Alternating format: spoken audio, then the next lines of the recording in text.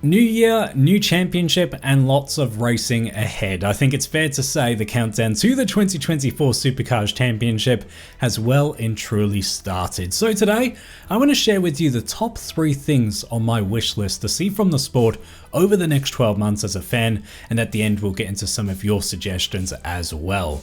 Quick disclaimer, as always, this is all just my personal opinion. It's completely cool if you disagree, and I look forward to seeing your own wish lists in the comments section below. Alrighty, so the first item at the top of my wish list is fixing Gen 3. Obviously last year Supercars introduced their brand new generation of car that was meant to be better looking, harder to drive, and just give us more exciting racing. And I don't think Supercars is a mile away from delivering on that promise, but there's no doubt that last year the cars were rushed to the racetrack and had a whole host of issues, not just at the start of the season, but problems that persisted for the whole championship.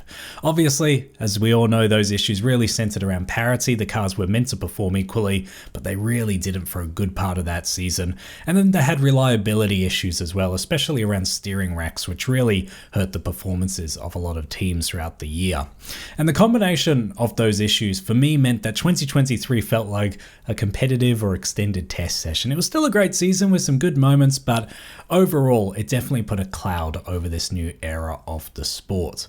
And Supercars isn't alone in a rough introduction of a new car. I mean, Formula 1 had their porpoising issues that were pretty extreme when the ground effect cars were introduced recently.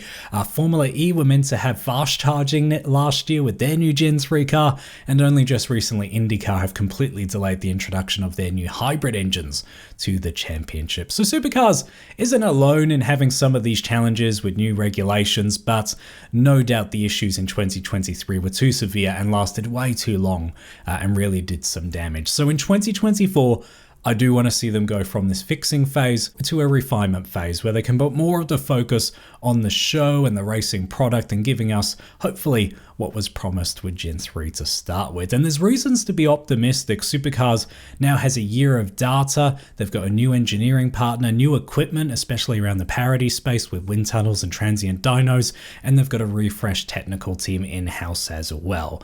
I do believe Gen 3 has heaps of potential, and I don't think it's too far away, but seeing that potential realized over the next 12 months is absolutely at the top of my wish list. The second item on my wish list is fixing Bathurst. Now, this isn't as dramatic as it sounds. Bathurst is still an amazing event that almost always delivers, but I do feel Supercars have made a misstep by running it on the soft tyre like they tried in 2023. I think it's fair to say last year's race wasn't exactly a thriller, and I'm a firm believer that the soft tyre could have been a culprit in that kind of race. Now, the soft tyre, the logic behind it, I think, was that it would degrade more, therefore there'd be more pace differentials or strategy between the cars, leading to more overtakes. But in reality, what happened, and this has been backed up by a few drivers after the event as well, that they just backed off and didn't push the limits as much as they used to on that hard tyre.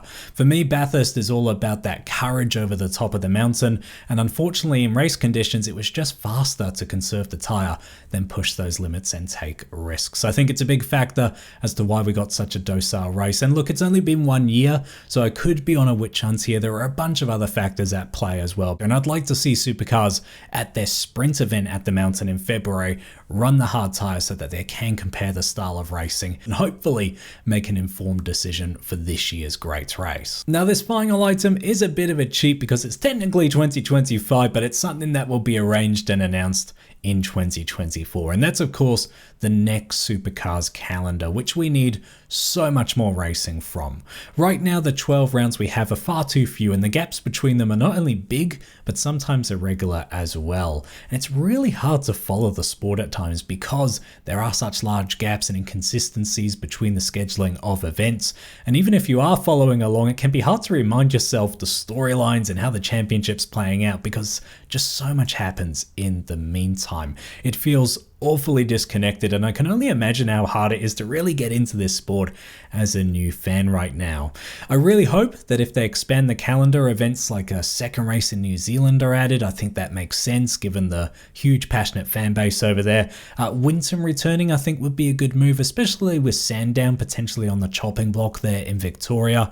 Queensland Raceway has been renovated. I'd love to see big crowds back there with Supercars, and even if it's what it takes to get more Supercars racing international options like the rumoured Qatar as well. Now, I have seen it reported that the current TV and commercial agreements are a large factor in why we haven't grown beyond this 12 rounds recently, and unfortunately, because of those contracts, Supercars may be in this predicament for a little while yet. So at the very least, the Supercars can't expand the next calendar.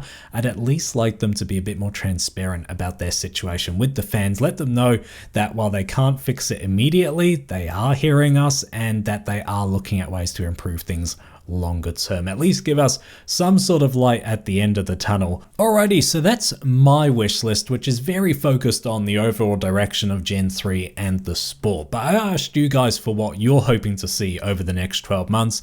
And fortunately, you guys went for more driver and team performances, which I think is a really nice way to balance this video out. And there's plenty to look forward to as well. So let's rapid fire our way to the finish of this video by delving into some of your suggestions. The first one here from Max Jones says he hopes that Reynolds brings teammates in closer to the front. I think that's a good bet. Davey Reynolds has plenty of experience, can really perform when things are right, and that team itself has plenty of burgeoning potential as well, pun intended, if you know, you know. He's also hoping for a Randall first win. It's strange to think Randall hasn't actually got a victory yet because he shows flashes of absolute brilliance, and I think we'll see more and more of that this coming season. And finally, a Cameron Waters championship. Obviously, Tickford are shrinking from forecast to 2.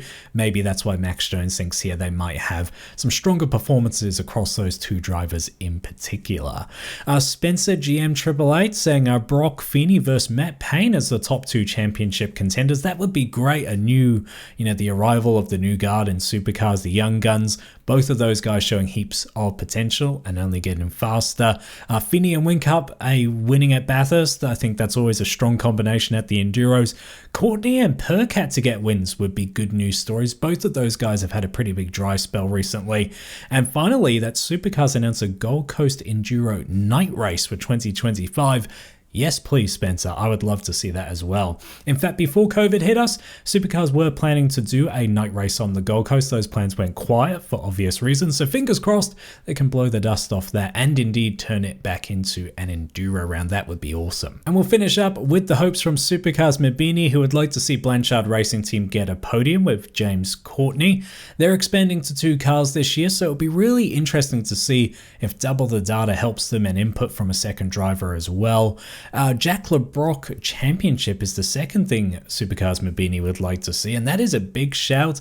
Jack Brocq, obviously a very talented driver, but jumping into the championship team, it'll be interesting to see how quickly he gets up to speed with all that pressure on him.